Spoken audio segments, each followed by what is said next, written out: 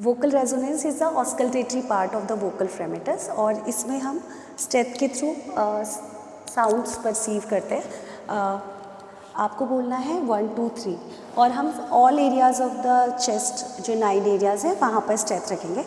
बोलो 1 2 3 1 2 3 1 2 3 1 2 3 1 2 3 1 2 3 1 2 3 1 2 3 1 2 3। इसके बाद दिखाइए इसी तरीके से यहाँ पर और फिर 1 2 3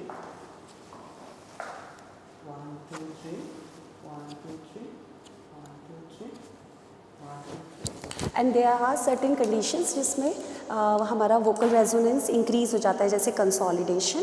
and there are few conditions like आपका प्लूरल इफ्यूजन एंड निमोथोरैक्स, जहाँ पर हमारा वोकल रेजोनेंस डिक्रीज हो जाता है। Thank you.